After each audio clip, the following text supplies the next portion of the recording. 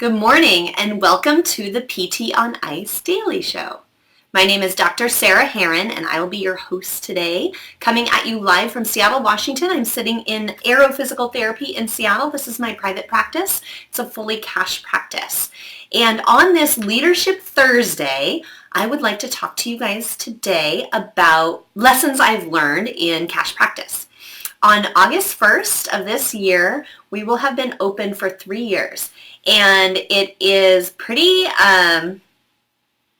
crazy to think back at all the processes and all the progress that we made as a company and that I made as a small business owner. I never thought I'd be a small business owner. So I want to talk to you guys today about the lessons that I've learned in the last 3 years and get you amped up for our next cohort of the Out-of-Network Step-by-Step course. So quick little plug for that course. We will be starting our next cohort on July 29th. There are still a few spots left. We'd love to have you. This is basically a step-by-step 8-week online course designed to get you moving in the direction of starting cash practice. If that is something that you're interested in, we would love to have you.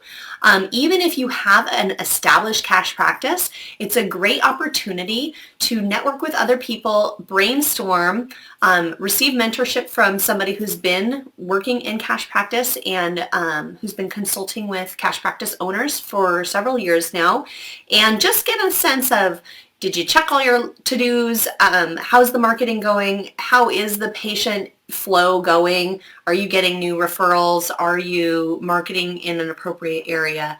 All of those things that are really hard for us to figure out on our own. Excuse me. So if you have any interest in that or think that maybe down the road you might be interested in cash practice, it's a really, really good course, especially for the price. You're going to see other courses like this on the market for 9 times the price. So make sure you get signed up. We'd love to have you. I will say this. It is a lot of work. It is a course that's going to involve a lot of homework, but that homework is designed to help you start your practice. So if you are not ready to take that on, then that is not the course for you. But if you are listening to this podcast and you are part of the ICE community, I know that you are up to the task. So we will move on. So today, again, I want to talk about sort of the main things that I've learned over the last 3 years.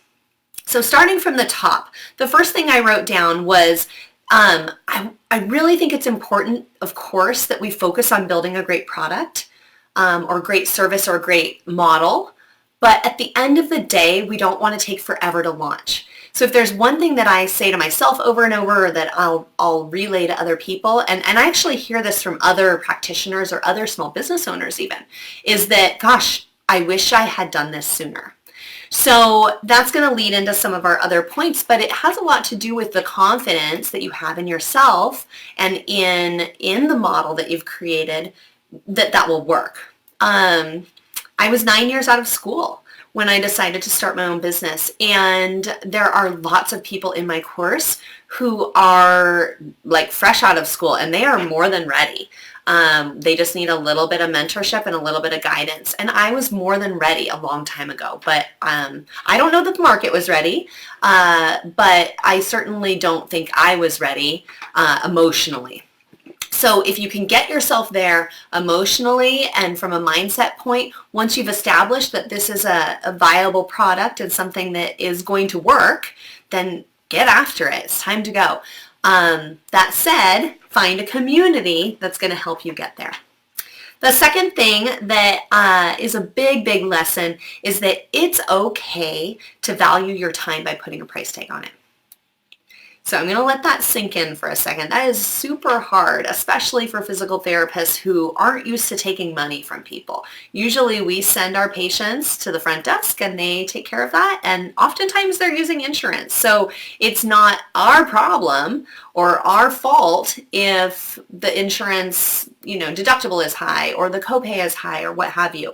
So this can really be important and hard for us to, at the end of the session, ask for the price of our service and to kind of expect that gets paid at the time of service. So recognizing that your time is valuable is really, really important and takes a lot of practice.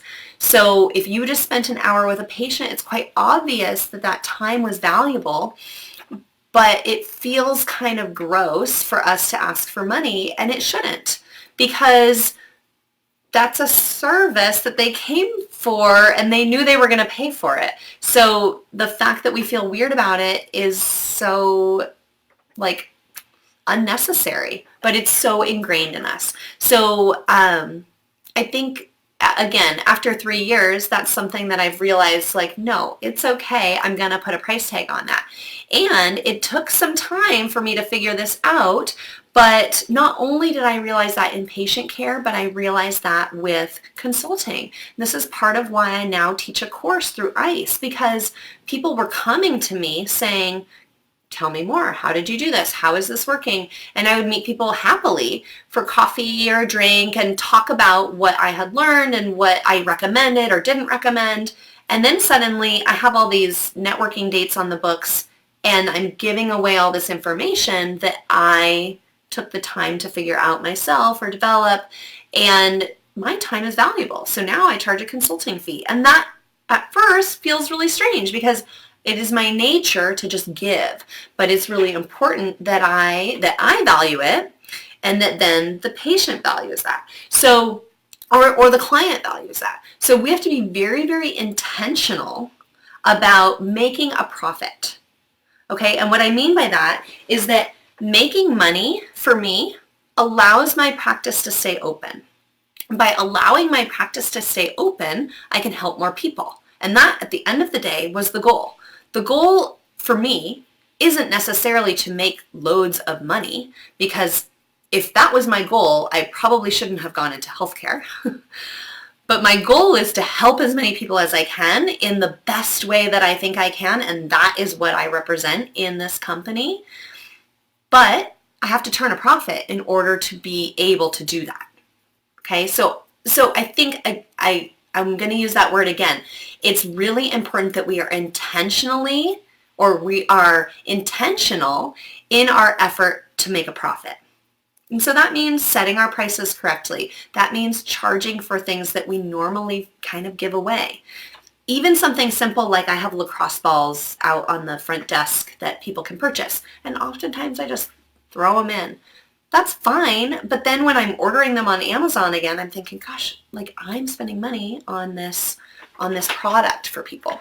So just food for thought there. The other example of that is I ended up writing an ebook that is for sale because I was giving away a lot of information about a clinical topic that is a specialty of mine. And that's fine. You can do that through blogging or social media posts that drive traffic to you. But at the end of the day, what's the point of all that traffic? The point is to make a business out of that. So for some of us, that's getting patients in the door. And for some of that is selling a program that would help them and that puts money in your pocket so you can keep the lights on so that you can keep your business going and keep benefiting humanity that way.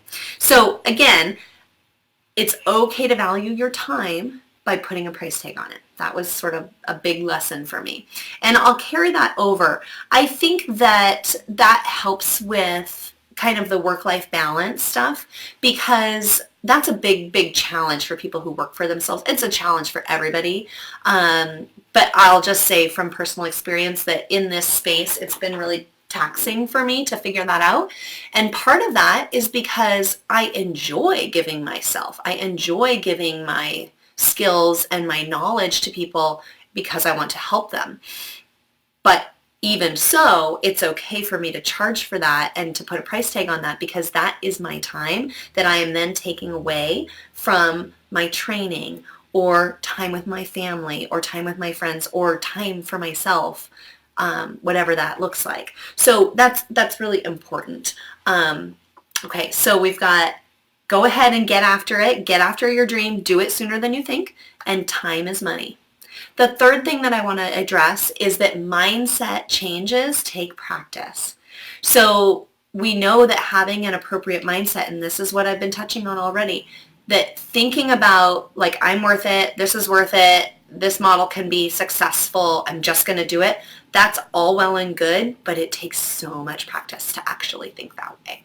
Okay, so I learned this from my counselor, and I know that I've told you guys this before, but my biggest tip is to find evidence in your life that there's positive affirmation. So for example, I could easily say like, well, cash practice really doesn't work. People keep pushing back.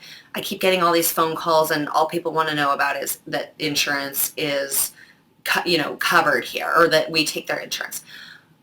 But instead, I can use evidence of success in that we have a full scheduled out week between 2 therapists and a waiting list of 6 weeks. And things are going well, and people still call because they're valuing what they get here, and it's working. But again, that one phone call where I'm like, dang, that person just isn't, they're not ready for this. They're not ready to hear what I have to say. That can really deter me from feeling like this is successful, because I feel like I've let that one person down. So that mindset for me needs to be like, I'm helping the whole, and there will be outliers. There will be people who aren't ready for this, and I can't take that personally because I can't be for everybody. I'm not for everybody, and that's okay, and I never was. But now when you work for yourself and you like have a physical space that is like, I don't know, there's something about it where you just feel really like, I want everybody to like me. Well, they don't, so that's fine. So that takes a lot of practice. And additionally, it's taken me a lot of practice to realize that part of that success is through me just being my authentic self. So again, not everybody, I'm not for everybody, but I am for a lot of people. And those people, they want that true Sarah Heron. They want me to just be myself. They want Beth to just be herself. And the reason that Beth and I work so well for each other is we jive with each other, and we jive with the company. And Aero Physical Therapy is representative of what we have brought to it. So if we believe in ourselves, then other people will follow. If I don't have the mindset of like, this is working and I have something valuable to offer, and I can't talk about it with affirmation, then nobody's going to listen to me. So if I'm kind of struggling in my own self-worth and in my own mindset about my practice, or really anything in your life, then nobody's going to listen to you. So it's really important. I almost think you can fake it till you make it a little bit. Until you start to believe it, you almost want other people to be hearing your message in a way that you can kind of stand behind it. But it's going to take practice, a lot of practice. And it takes like talking about your business to other people, talking about it in public, talking about it with strangers who, ask you what you do, and being proud of that, because you never know when somebody's going to be interested in your business and when that might lead to some kind of cool opportunity. So I guess I'll say it this way: amplifying our work and talking about it and not being apologetic about it. So again, going back to cash practice, it's very easy for me. This happens in the gym, for example. Someone will come up to me. Maybe it's a member who never comes to my classes. I only coach 5 a.m., 6 a.m., 7 a.m. Okay? So if they're an evening member and maybe I am working out in the evening, they're like, oh my gosh, you're Sarah, you're the PT. Oh yeah, I wanted to meet you. Okay, I've seen your picture on the wall. I need to come see you. Do you take Aetna? And I'm like, oh, I've never met them before. Like, great, now I have to talk about this immediately, and I'm trying to work out. I hate that. But, and I used to feel like really bad about it. I'm like, oh yeah, sorry, I don't. And then like kind of brush them off. But now I'll say, hey, I'm about to work out, because I'm work-life balance over here. Let's chat after class, because I want to explain to you why my practice will be probably really beneficial to you. And in class, I'm going to kind of keep an eye on you, even though I'm working out, because I can't help myself. So that way I can give myself some time to think about what I'm going to say. But again, I don't need to immediately apologize for the fact that I don't take their insurance. That doesn't deserve an apology. That is not my problem, that they are contracted with Aetna and that they want to use Aetna to pay for services with me. That is not my problem. It is similarly not the problem of a designer who puts a certain price tag on a fancy pair of shoes that you like. Just because you're sad about it doesn't mean that that designer needs to feel bad about it. It's just not for you. I'm not for everybody. That shoe wasn't for you. So again, like I'm going to talk to that person. I'm going to talk to that member about why I can help them. And then at the end of that conversation, I'm going to say, but I don't bill insurance directly. So just so you know that, I think it's really important that you don't come in expecting me to do that for you, but I will most certainly give you all the information that you need to try to submit and get reimbursed by your insurance. Regardless of that, I think it's really important that you come in and that we take a look. And then I just ended at that, and I don't say sorry. But it's really hard, and it's taken a lot of practice. It's taken 3 years of practice. And it also took practice in mentoring my employee, Beth, in that way, because it was hard for both of us. And neither of us had ever even asked for a copay from a patient. So we were already in a situation of learning to take money from people. So it does take practice. I do think that potentially, and I'll speak for myself, I suppose, potentially this is a bit harder for women. I do think that we are a bit more cautious and analytical about choices that we make. And so potentially we're the ones that don't get started early enough. Goal number one, or topic number one. Potentially we don't value our time quite as much enough to put a price tag on it. And similarly, upgrading this mindset can take a little bit more practice for us. So finally, the last piece of advice that I have is that you find a mentor and build a network of people to help grow you and support you. So we need to bust out of our comfort zone for sure and ask for help. So not only are we, as a community, PTs are not good at asking for money and valuing our time and all these things we just talked about, but we're not always great about asking for help. And I know that I didn't really know who to ask for help. Back in 2016, I really didn't know anybody who was working in cash practice, and I honestly was getting a lot of pushback that this wasn't going to work. So that didn't help my mindset for sure. But I didn't have a mentor. So I decided to become a mentor. But I do think it's really important that we get out of that comfort zone and make new friends. So why couldn't I have reached out virtually to somebody in another place that's running a cash practice and say, hello, I want to do the same. Can we network? I would love to consult with you and I'm happy to pay your fee. And so now, again, that's what I do with people, oftentimes just over the phone. And I learn a ton from them, but I think more than anything, more than me telling them, like, here's step by step what to do, it's just that brainstorming and confidence building of like, no, you got to go for that. That makes perfect sense. We've laid out your pros and cons. Yes, you got to go for it. And just having another person to kind of like bounce ideas off of. Okay. And that person doesn't have to be somebody that you already know or that you work for. In fact, I think Jeff has talked about this. Your mentor doesn't have to be and probably shouldn't be your boss. So if you work in a clinic where your boss is maybe a clinical mentor, but maybe that person isn't a business mentor to you because they are in a really different role than you.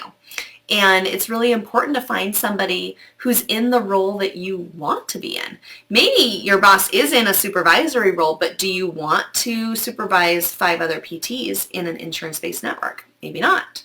Maybe you want to work for yourself. Maybe you want to work in a gym.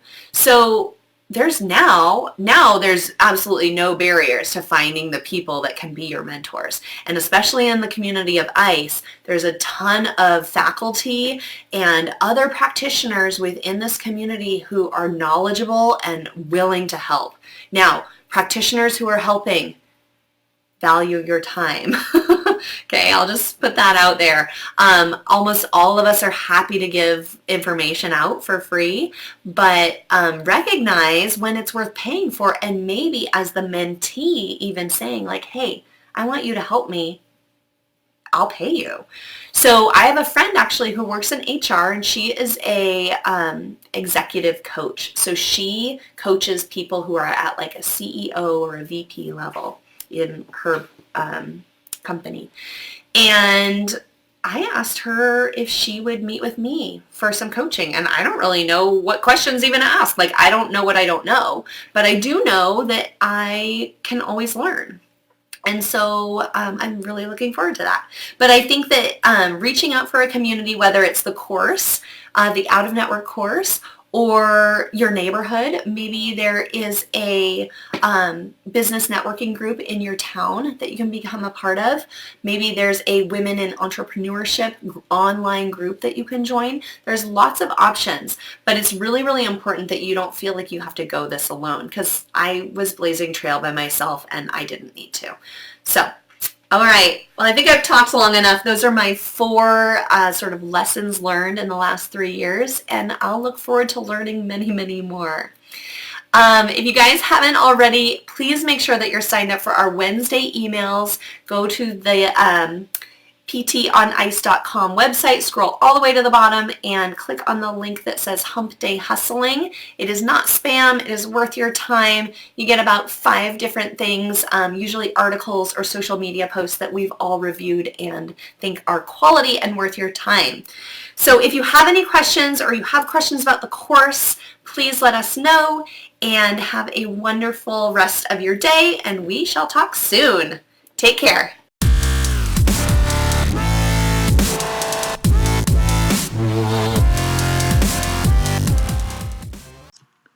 Hey, thanks for tuning in to the PT on Ice Daily Show. If you enjoyed this content, head on over to iTunes and leave us a review. And be sure to check us out on Facebook and Instagram at the Institute of Clinical Excellence. If you're interested in getting plugged into more ICE content on a weekly basis while earning CEUs from home, check out our virtual ICE online mentorship program at ptonice.com. While you're there, sign up for our Hump Day Hustling newsletter for a free email every Wednesday morning with our top 5 research articles and social media posts that we think are worth reading. Head over to ptonice.com and scroll to the bottom of the page to sign up.